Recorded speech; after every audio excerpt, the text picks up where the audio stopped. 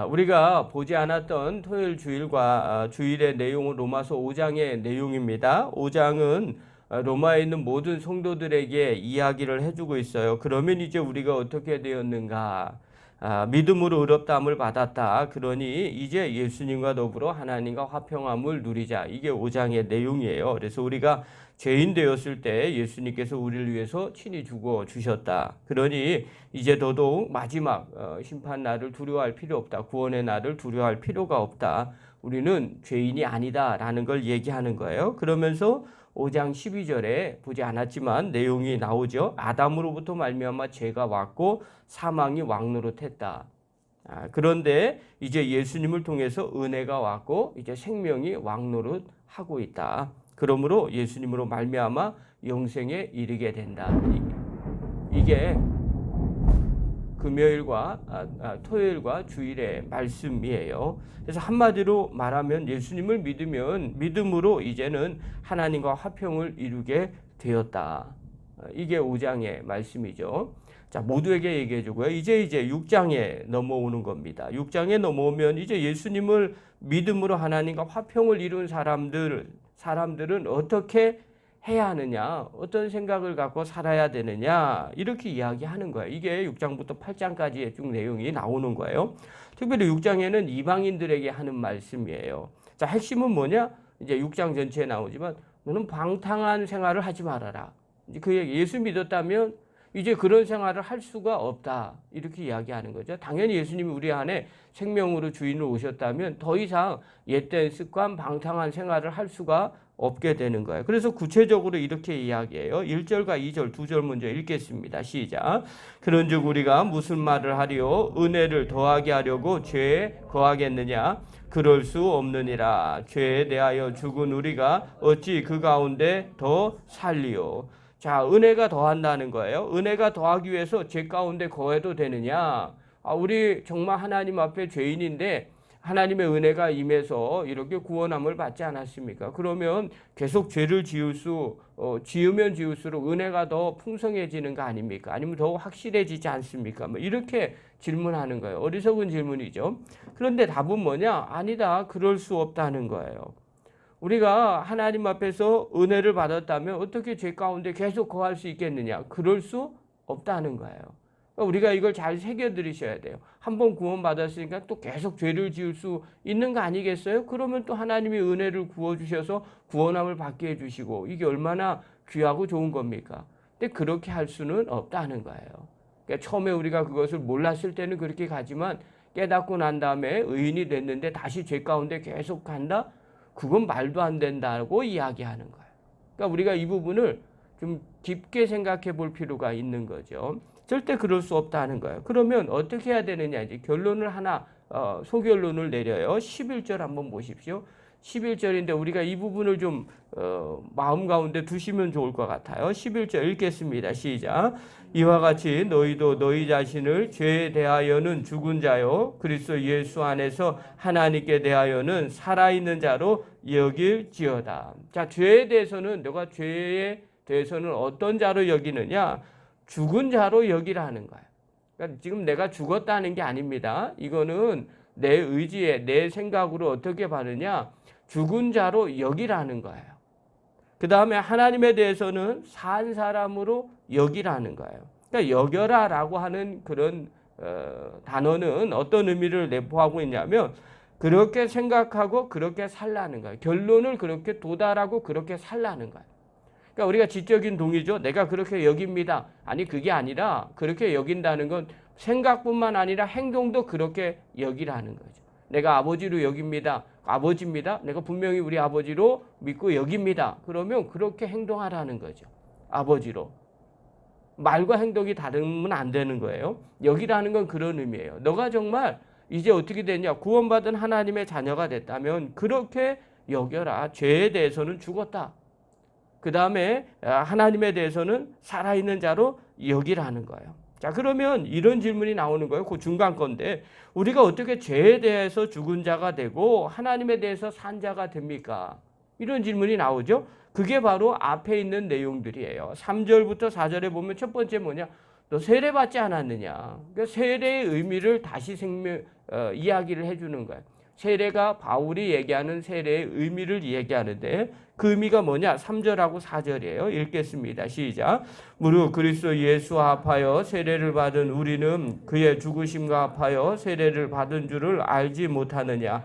그러므로 우리가 그의 죽으심과 합하여 세례를 받음으로 그와 함께 장사되었나니 이는 아버지의 영광으로 말미암아 그리스도를 죽은 자 가운데서 살리심과 같이 우리로 또한 새 생명 가운데서 행하게 하려 함이라. 자, 세례 받는 거 이때 당시에는 물속에 들어갔다 나온 거죠. 침례를 준 건데 이렇게 주고 이렇게 물속에 들어갔다 나온 이것을 세례구나. 나 세례 받았네요. 이렇게 이야기하는 게 아니라 너 세례 받지 않았냐? 이 세례가 무슨 뜻인 줄 알고 세례 받았느냐? 나 물속에 들어갔다 나온 건데요. 아니 그게 아니라 이건 어떤 의미를 갖고 있느냐? 너가 죄에 대해서 죽었다가 다시 살아나는 것을 의미한다는 거예요. 이렇게 믿으라는 거죠. 자, 이 행위는 곧 이 믿음으로 이렇게 믿고 이것을 행할 때 그게 실제가 된다는 거예요. 그래서 신앙은요 항상 믿음이 중요한 거예요.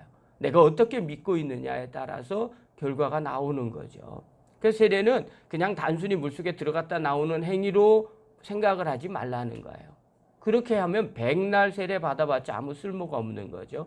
진짜가 뭐냐? 네 마음에 벌써 믿으라는 거죠. 이 세례 행위가 내가 죄에 대해서는 죽고 예수님이 죄에 대해서 죽고 다시 살아난 것처럼 내가 그와 더불어 물속에 들어가면서 나는 죽고 예수님과 더불어 살아났다, 부활했다.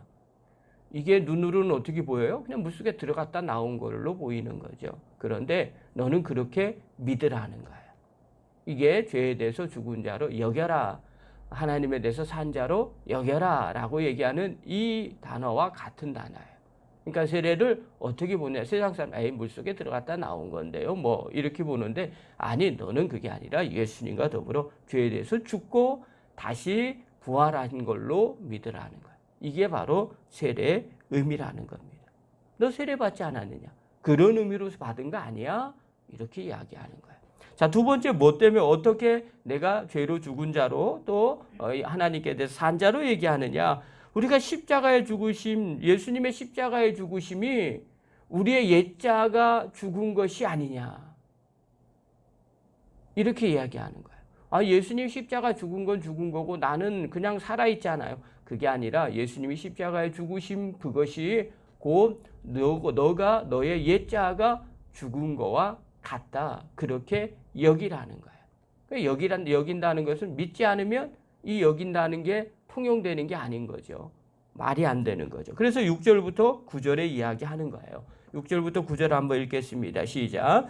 우리가 알거니와 우리의 옛사람이 예수와 함께 십자가에 못 박힌 것을 죄의 몸이 죽어 다시는 우리가 죄에게 종로로 타지 아니하려 함이니 이는 죽은 자의 죄에서 벗어나 의롭다 하심을 얻었음이니라. 만일 우리가 그리스도와 함께 죽었으면 또한 그와 함께 살 줄을 믿노니 이는 그리스도께서 죽은 자 가운데서 살아나셨음에 다시 죽지 아니하시고 사망이 다시 그를 주장하지 못할 줄을 알미로라. 똑같은 내용이죠. 이 말씀을 하시는 거죠. 우리 옛사람이 십자가에 예수님 십자가에 못 박혀 죽을 때 같이 죽은 거 아느냐? 육신의 눈으로 보면 말도 안 되는 얘기죠. 아니 예수님 당신이 그냥 죽으신 거고 나는 그냥 멀쩡히 여기 있는데 왜 그게 그거랑 똑같다고 얘기해요? 믿음이죠. 그렇게 여기라는 거죠. 예수님의 십자가의 사건은 바로 우리를 위해서 우리의 옛자를 죽고 죄에 대해서 죽고 다시 살리시는 하나님의 계획이라는 거예요. 그래서 지금 우리가 2000년이 지난 오늘 우리도 사람들이 질문하죠. 너의 죄가 어떻게 해결됐어요? 2000년 전에 예수님이 십자가에서 우리의 죄를 지고 돌아가셨어요. 이게 안 믿는 사람들한테 말도 안 돼 이렇게 얘기해요. 믿는 오늘 우리는 이렇게 믿고 있는 거죠. 왜냐하면 실제로 하나님께서 예수님 단번에 십자가에 돌아가심으로 말미암아 온 인류의 모든 사람들의 죄를 구속하셨기 때문에 그런 거예요. 우리가 이것을 믿는 믿음을 갖고 있는 거죠. 그러니까 그게 실제가 되는 거예요. 2000년 전에 예수님의 십자가의 죽으심이 오늘 나의 죽으심, 나를 위해 죽으신 그 사건으로 변화가 되는 거죠. 그것을 믿고 우리가 구원함을 받는다는 거예요. 바울이 두 가지를 이야기한 거죠. 하나는 세례 받은 게 너 세례 안 받았느냐? 그 세례가 바로 그거다. 죄에 대해서 죽고 예수님과 더불어 부활하고 살아난 거다. 너 예수님이 십자가에서 못 박혀 돌아가신 거 모르느냐? 우리의 옛자가 거기에 못 박혀서 죽었다. 죄에 대해서 이제 더 이상 죽은 자가 됐고 그의 부활하심으로 말미암아 우리가 산 자가 되었다. 그러니까 너희 지금 그것을 하고 있다면 세례 받고 예수님을 십자가에서 돌아가신 것을 그리고 부활하신 것을 믿고 있다면 이제 너희들은 어떻게 되느냐? 똑같이 죄에 대해서 넌 죽은 자로 여겨라. 그리고 하나님에 대해서는 산 사람으로 여기기를 바란다. 이렇게 이야기하고 있는 거예요. 자, 그렇다면 오늘 본문을 통해서 깨달아야 될 게 뭐냐? 첫 번째, 죄와 같은 어두움은 구원받았다면 멀리해야 된다는 거예요. 이게 딜레마죠. 우리가 예수님을 믿으면 더 이상 죄를 짓지 않아야 되는데 자꾸 져요. 어떻게 할까요? 육신의 한계가 있어서 그래요. 연약해서 그럴 수밖에 없어요. 그런데 우리 마음은 어떻게 해야 돼요? 그건 지면 안 된다고 믿어야 돼요. 그러면 이런 사람은 어떻게 해요? 죄에 대해서 탄식하게 돼 있어요. 내가 또 죄를 지었구나. 이러면 안 되는데. 그런데 어떤 사람들은 주님이 다 죄를 지어주셨어요. 그리고 오늘 또 죄를 져요. 이게 구원파예요. 죄에 대해서 감각이 없는 거예요.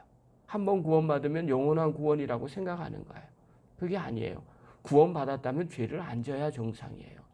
그럼 죄 짓는 우리는 뭐예요? 아직 불완전한 거죠. 육체의 연약함이 있기 때문에. 그래서 주님 앞에 죄를 고백하는 거죠. 그리고 죄사함의 은혜를 다시 죄사함의 은혜를 허락을 받는 거예요. 그러니까 죄에 대해서는 어떻게 하느냐?